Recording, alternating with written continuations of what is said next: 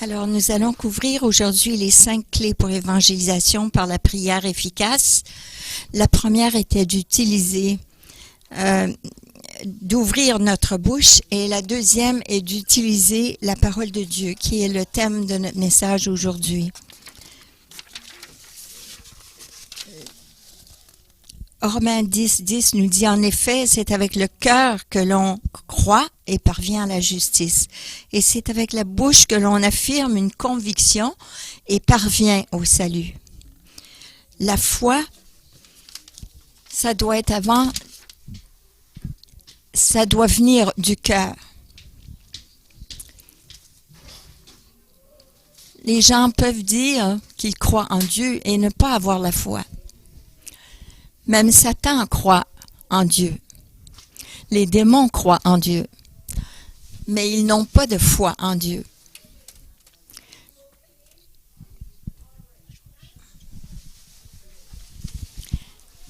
La foi ne vient pas de l'entendement, mais du cœur.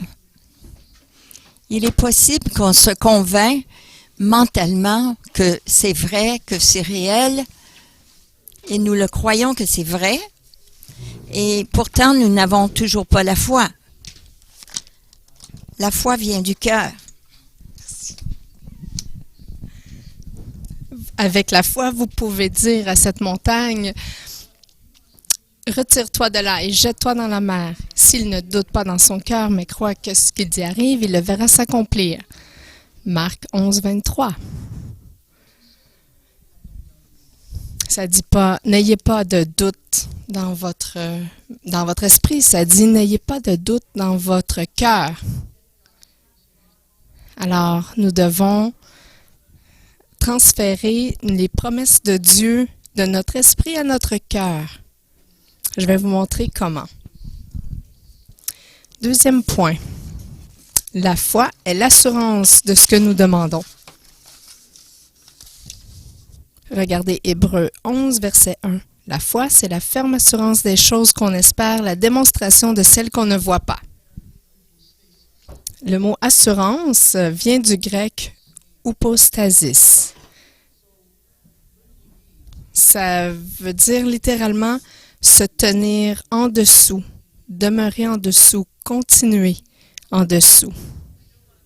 Ça veut dire d'avoir tellement d'assurance ou de confiance en quelque chose qu'on peut vraiment demeurer sous cette chose et ne pas permettre à rien de nous ébranler. Ça veut dire de croire quelque chose avec certitude au plus profond de notre cœur. C'est pour ça que ce mot grec est aussi utilisé pour décrire un titre de propriété d'un terrain. Lorsque on a ce certificat de propriété, c'est certain que nous en sommes le propriétaire.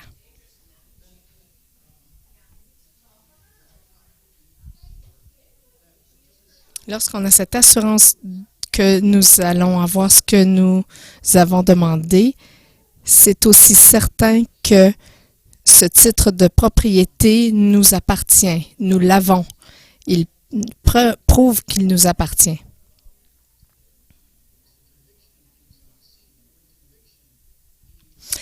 Dans le verset, le mot démonstration vient spécifiquement du grec elegkos, qui est utilisé dans un terme légal qui va mener au verdict de culpabilité, au verdict dans un cas légal.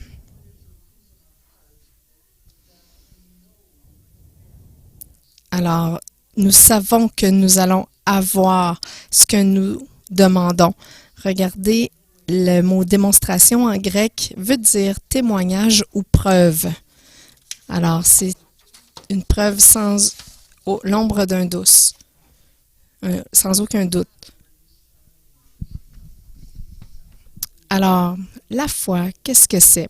Elle est conçue pour grandir. Le point 3. peu importe où vous en êtes dans votre marche chrétienne avec le Seigneur, la foi que vous avez est conçue pour grandir. Regardez Matthieu 13, versets 31-32. Il leur proposa une autre parabole. Le royaume des cieux ressemble à une graine de moutarde qu'un homme a prise et semée dans son champ. C'est la plus petite de toutes les semences, mais quand elle a poussé, elle est plus grande que les légumes et devient un arbre, de sorte que les oiseaux du ciel viennent habiter dans ses branches.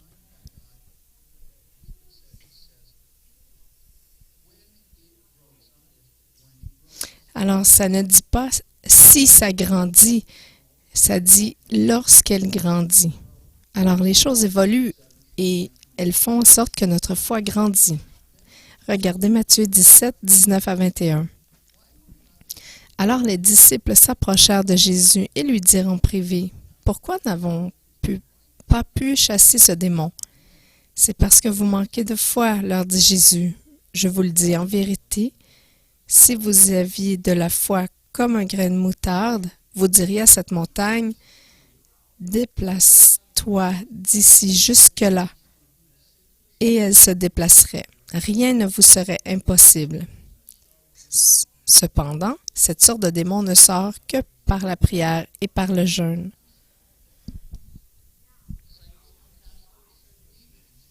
Les disciples pouvaient expulser certains démons. Il leur a dit que celui-ci était vraiment dû à leur incrédulité et leur manque de foi.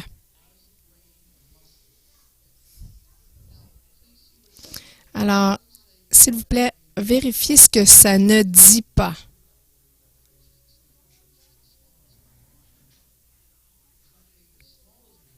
Il n'y a pas de foi petite comme un grain de moutarde. Il y a la foi qui est grosse comme un grain de moutarde et qui est conçue pour grandir.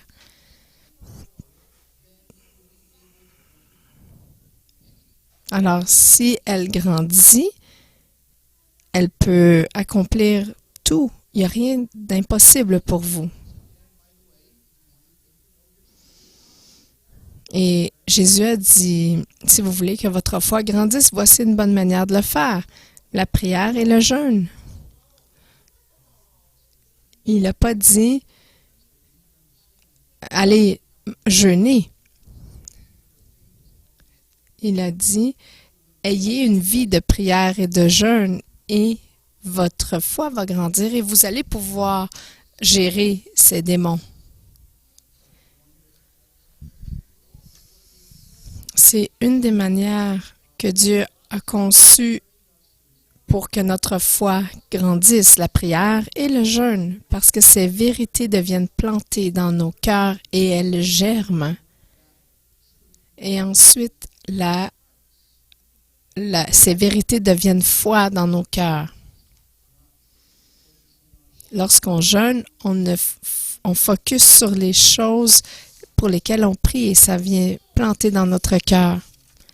Voici la chose très excitante pour nous en tant que congrégation. Regardez le verset 2, Thessaloniciens 1, verset 3. Frères et sœurs, nous devons constamment dire à Dieu toute notre reconnaissance à votre sujet. Et cela est juste parce que votre foi fait de grands progrès et que l'amour mutuel que vous vous portez tous augmente de plus en plus. C'est excitant parce que Paul dit aux gens de Thessalonique, la foi de toute la congrégation grandit. Il n'y a pas 3 piliers de croyants dans l'Église. Toute la foi de toute la congrégation grandit ensemble. C'est excitant.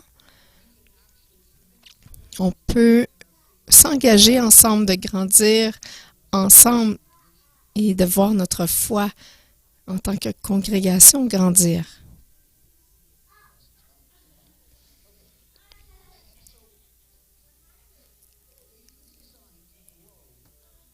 La foi est conçue pour grandir comme une graine de moutarde grandit et croît.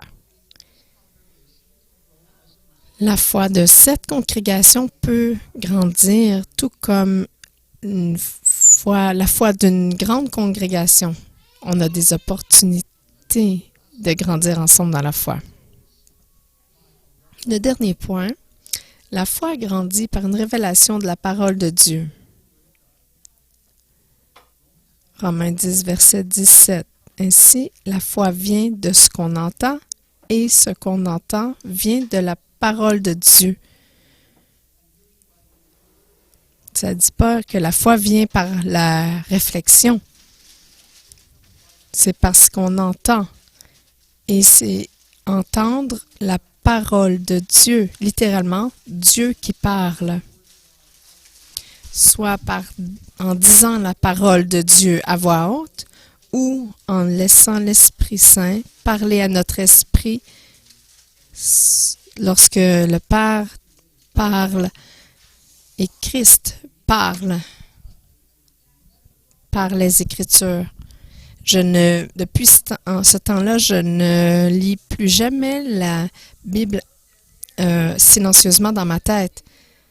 Depuis que j'ai compris que la foi vient de ce qu'on entend, la parole de Dieu, je la déclare à voix haute. Regardez comment on peut les déclarer, les Écritures à voix haute. Romains 10, verset 8. Que dit-elle donc? J'aime ce verset. Ça nous donne cette présentation merveilleuse de comment on peut grandir dans la foi en un verset. Il y a la progression, regardez. Romains 10, verset 8. Que dit-elle donc? La parole est tout près de toi, dans ta bouche et dans ton cœur. Or, cette parole est celle de la foi que nous prêchons. La foi vient en parlant, en disant la parole de Dieu. C'est la parole de la foi que nous prêchons. La foi, elle est la parole est tout près de toi. J'entends ce que je dis, mais lorsque vous entendez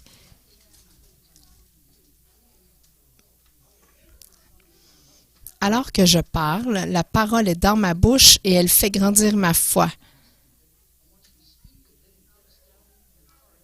Vous l'entendez. C'est bien, mais c'est encore plus puissant de la dire. Voici ce qui arrive. Lorsque nous lisons les Écritures à voix haute, l'Esprit Saint commence à dire ces paroles dans nos cœurs et lorsque nous le lisons à voix haute, nous plantons la semence dans nos cœurs. Et alors que nous continuons à arroser cette semence par la déclaration des Écritures, l'Esprit Saint arrose cette parole dans nos cœurs et elle germe et elle fait grandir la foi dans nos cœurs. Alors, la foi, vous voyez qu'elle vient de nos cœurs, de notre tête. En déclarant les Écritures à voix haute, la parole est dans notre bouche, elle grandit dans nos cœurs et devient foi.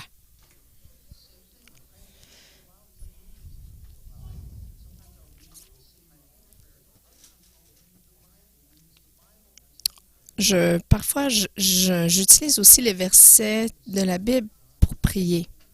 On peut prier les Écritures à voix haute. Ce qui se passe, c'est que lorsque nous prions, nous ouvrons nos cœurs et nos esprits à l'Esprit de Dieu et à sa parole. Dès que vous priez, vous ouvrez votre cœur tout grand et l'Esprit Saint vient, plante la semence et elle germe et devient foi. Lorsque nous prions les Écritures à voix haute, nous faisons aussi du combat spirituel et nous faisons du combat spirituel, ce qui fait grandir notre foi aussi. Le dernier élément, on peut méditer sur les Écritures. Après les avoir déclarées et priées, nous les méditons. Psaume 19, verset 14. Fais bon accueil aux paroles de ma bouche et aux sentiments de mon cœur, Éternel. En les méditant, j'arrose la semence et je lui permets de prendre racine afin de devenir foi.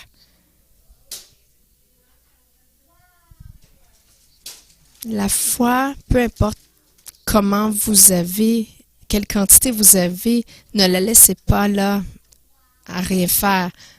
Arrosez-la, faites-la germer. Si vous avez moins de foi cette année que l'année passée, vous êtes dans le trouble parce que la foi est faite pour grandir. Alors, nous faisons ces trois choses. Si nous déclarons les Écritures à voix haute, nous les prions à voix haute et nous les méditons à voix haute, nous faisons grandir la parole de Dieu dans nos cœurs jusqu'à ce qu'elle grandisse en un magnifique arbre. En méditant les promesses de Dieu, notre foi grandit. Alors, si j'ai besoin de foi pour le salut de quelqu'un, je vais trouver des versets qui garantissent le salut d'une personne et je vais les déclarer et je vais les prier, je vais les méditer, ces Écritures, et je vais avoir la foi pour croire que cette personne va devenir chrétienne, peu importe comment elle est résistante, parce que je fais grandir ma foi dans la parole de Dieu. Alors, dans les minutes qui suivent, je vais vous donner 10 versets bibliques, des vérités bibliques du désir de Dieu et de sa promesse de sauver. Alors, avant que vous partiez aujourd'hui, vous allez avoir 10 versets que vous allez pouvoir utiliser pour prier pour le salut de personnes que vous avez à cœur. La première promesse. Dieu veut que tous soient sauvés. La théologie qui dit que certaines personnes seulement doivent être sauvées, c'est pas vrai. Regardez 2 Pierre 3, verset 9. Le Seigneur ne tarde pas dans l'accomplissement de la promesse, comme certains le pensent. Au contraire, il fait preuve de patience envers nous, voulant qu'aucun ne périsse, mais que tous parviennent à la repentance. Sa volonté, c'est que 100% du monde soit sauvé. C'est sa volonté. Est-ce que la volonté de Dieu est toujours faite? Définitivement non. C'est pour ça que Jésus a dit, Seigneur, que ta volonté soit faite sur la terre comme au ciel. Priez chaque jour que la volonté de Dieu soit faite. Elle est faite au ciel, mais pas toujours sur la terre. Alors, merci Seigneur que ta volonté, c'est que tous soient sauvés et ne périssent pas. Par conséquent, je déclare que mes proches vont venir à la repentance et seront sauvés. Deuxième point. Dieu est capable de tous nous sauver. Il est vraiment capable. Ésaïe 59, verset 1. Non, le bras de l'Éternel n'est pas devenu trop court pour sauver, ni son oreille trop dure pour entendre. On peut prier comme « Merci Seigneur que ton bras n'est pas trop court pour sauver mes proches. » Alors je déclare pour mes proches que ton bras est en effet assez long pour les sauver tous. C'est une déclaration basée sur la parole de Dieu. Le troisième point, le salut est le don gratuit de Dieu. Psaume 3, verset 9. Le salut appartient à l'Éternel. Que ta bénédiction soit sur ton peuple. Alors, c'est lui qui donne. C'est pas un ami ou quelqu'un d'autre. Alors, on dit merci Seigneur que le salut t'appartient à toi seul. Et je déclare que parce que tu les aimes, tu vas leur donner à mes proches ce cadeau du salut. En même temps que nous prions cela, nous bâtissons notre foi pour leur salut. Quatrième point, Matthieu 1, 21. On voit ici que le salut est l'essence même de Dieu. Regardez le verset. Elle mettra au monde un fils et tu lui donneras le nom de Jésus, car c'est lui qui sauvera son peuple de ses péchés. Son nom, Jésus, ça vient de celui, le roi qui sauve. On peut prier, merci Seigneur, que ton nom est salut. Ton essence est salut. Alors que mes proches viennent à toi, ils vont être sauvés de leurs péchés.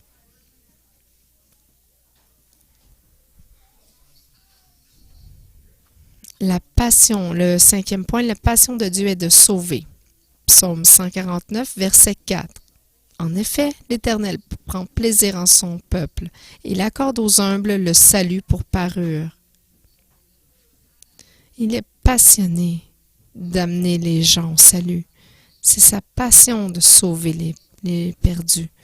Alors nous pourrions prier quelque chose comme « Merci Seigneur que tu prends plaisir en ton peuple. Je prie que mes proches vont s'humilier et tu vas trouver en eux le plaisir de leur salut. » Vous pouvez prendre ces versets dans vos notes et commencer à prier pour vos proches en utilisant les Écritures. Pourquoi? Parce que ces Écritures sont vérité et la foi vient de ce qu'on entend et ce qu'on entend vient de la parole de Dieu. D'avoir la parole dans votre bouche va amener cette vérité de votre esprit à votre cœur et vous le verrez s'accomplir. Regardez le verset 6, le 6e point, pardon. Dieu est devenu un humain pour nous sauver. 1 Timothée 2, verset 5. En effet, il y a un seul Dieu et il y a aussi un seul médiateur entre Dieu et les hommes, un homme, Jésus-Christ. Merci, Seigneur, que tu as envoyé ton Fils, un homme, pour nous sauver. Ton Fils, Jésus-Christ, est le médiateur entre moi et toi. Et en venant à lui, ils seront sauvés. Parce que Dieu fait toujours un bon travail. 7e point. Dieu a tout sacrifié pour nous. 1 Timothée 2, verset 5. En effet, il y a un seul Dieu. Ah, c'est le même verset, pardon.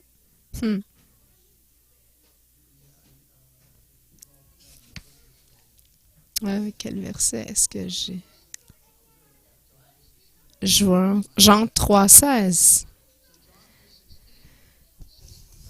Dieu, on connaît ce verset. Dieu a tant aimé le monde qu'il a donné son Fils unique afin que tous croient en lui et ne périssent point et aient la vie éternelle.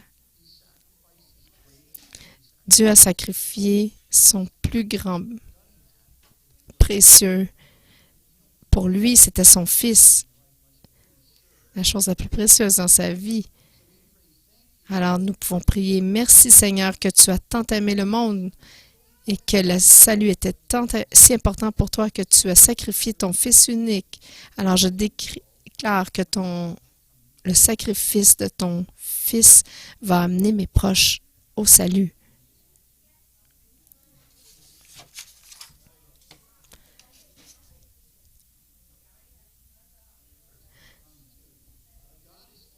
Le 8e point. Dieu est plein de miséricorde. Jacques 5, verset 11. Le Seigneur est plein de tendresse et de compassion. On a dit plein, pas 50% rempli ou 75% rempli. Alors on peut prier quelque chose comme « Merci Seigneur que tu es plein de compassion, de tendresse et par cette compassion, mes proches seront sauvés. » 9e point, le cœur de Dieu est pour les perdus. Luc 19, verset 10. En effet, le Fils de l'homme est venu chercher et sauver ceux qui étaient perdus. Son but principal en venant ici sur terre, c'était de chercher et de trouver ceux qui étaient perdus afin de les sauver. Merci, Père, que ton cœur pour les perdus est tellement grand que c'est la raison pour laquelle tu as envoyé ton Fils. Alors je déclare que le but, l'objectif de Jésus pour venir ici sera accompli et que mes proches seront sauvés. Alors, 10e et dernier point, l'expression ultime d'amour de Dieu, c'est le salut. Romains 5, verset 8. Mais voici comment Dieu prouve son amour envers nous. Alors que nous étions encore des pécheurs, Christ est mort pour nous.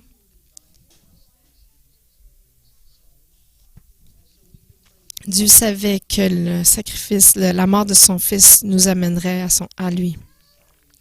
Merci, Père, que ton ultime expression d'amour, c'est le sacrifice de ton Fils pour les pécheurs. Alors, je déclare que la mort de Christ sur la croix résultera en salut pour mes proches. L'ultime expression de son amour, c'est de nous amener au salut.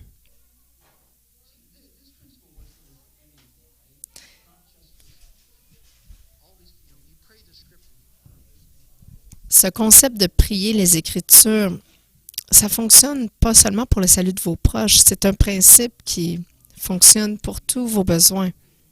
Je vais vous donner un exemple. Hier, nous avions besoin de photocopies pour le rassemblement des hommes et c'était très dispendieux de faire ces copies. Et j'ai vu cette fille, Lucille. J'ai dit, qu'est-ce qu'on a de besoin? On a pris une photo.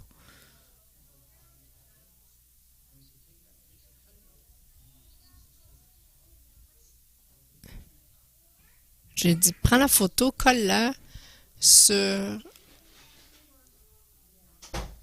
le dessus du classeur.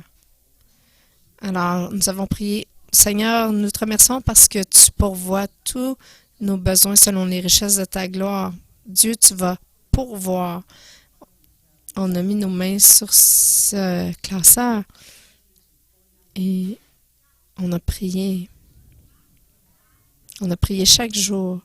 En 3 semaines, il y a cet homme qui vient et dit, j'ai acheté ce nouveau photocopieur et alors que je m'en venais, je passais dans le coin, j'ai senti que le Seigneur me disait que je devais vous donner ce photocopieur. La photo du photocopieur que nous avions besoin, c'était exactement le modèle qu'il nous a apporté. Nous avons prié par la foi et nous savions que ça allait venir. Et nous avons remercié. Merci Seigneur. Laissez-moi dire une chose avant que je résume. Voici une prière que vous ne priez jamais. Dieu, sauve mes proches. Vous ne priez jamais ça parce que on s'attend à ce que Jésus, qui est mort, va retourner sur la croix pour sauver. Il n'a pas besoin de retourner sur la croix parce qu'il est déjà mort pour les péchés de toute l'humanité, passé, présent et futur.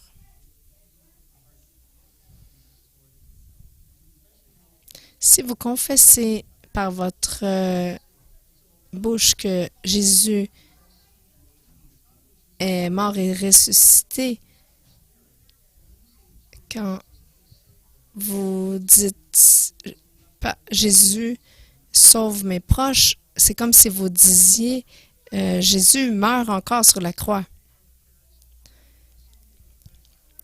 C'est pour ça qu'il y a tellement de nos prières qui sont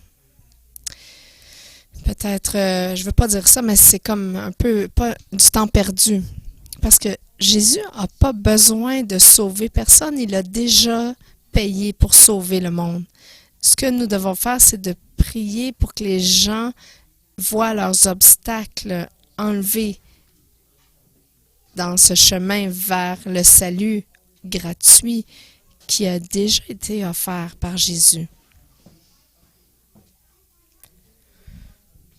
Le cadeau est devant chaque personne. C'est vraiment un présent. Et on dit, Seigneur, j'ai besoin d'un cadeau de toi. C'est comme si on disait, Dieu, donne-moi le cadeau. Et Dieu nous disait, ouvre-le, mais il est là devant nous et on dirait encore, Jésus, donne-moi le cadeau. Alors, ce salut est déjà reçu. Nous devons déclarer les Écritures qui déclarent la vérité de Dieu pour faire du combat spirituel afin de venir contre les obstacles. Comme ce voile devant chaque esprit. Et nous devons faire lever ce voile. Nous allons prier, apprendre à prier comme les forteresses. Nos prières ne doivent pas être « Cher Jésus, sauve mon frère ». C'est plutôt « Jésus, tu as déjà prié, payé le prix pour le salut de mon frère. Et parce que tu veux le salut de tous, je vais déclarer ta vérité et enlever, afin que ces obstacles soient enlevés. »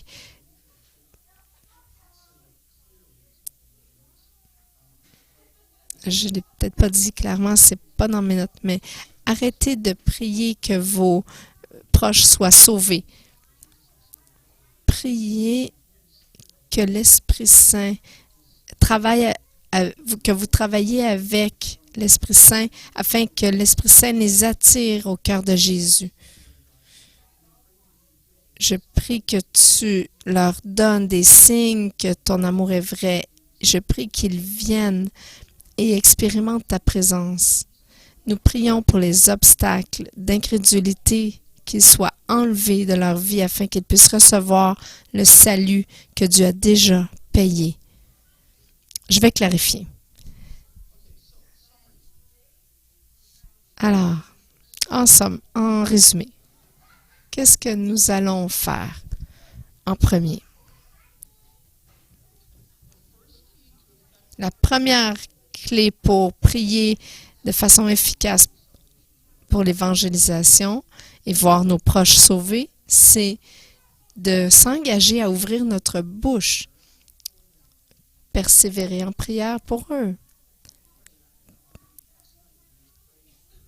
Prenez le temps de prier pour vos proches.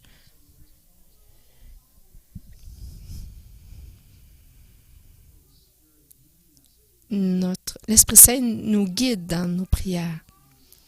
La deuxième clé, c'est d'utiliser la parole de Dieu pour faire grandir notre foi, déclarer le désir et la promesse de Dieu pour le salut.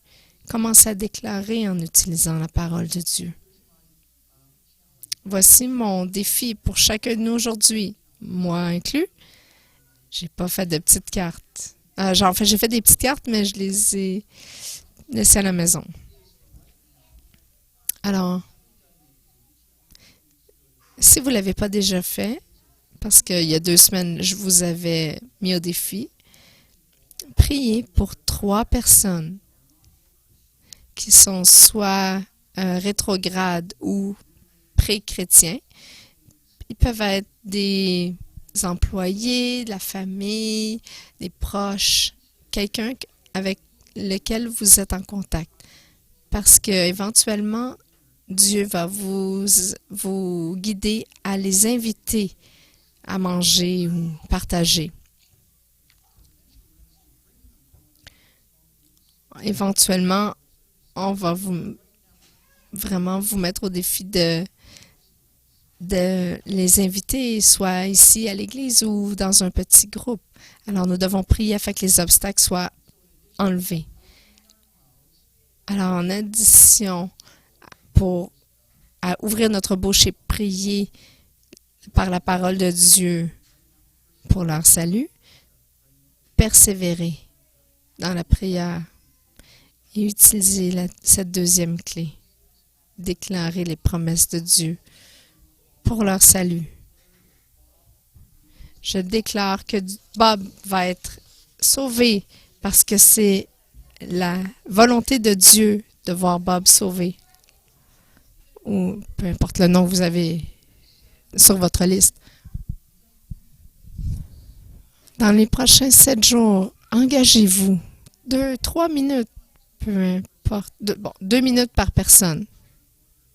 Peut-être vous allez prier plus longtemps, mais engagez-vous pour 2 minutes pour chaque personne.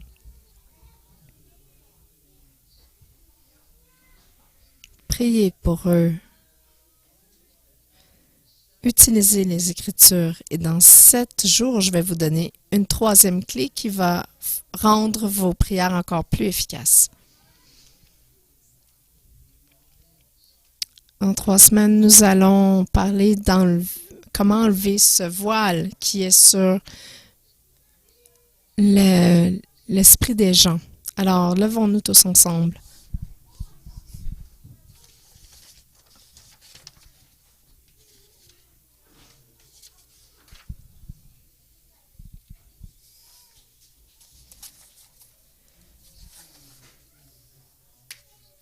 Je ne vous demande pas un engagement de prier pour plusieurs heures parce que vous allez devenir découragé.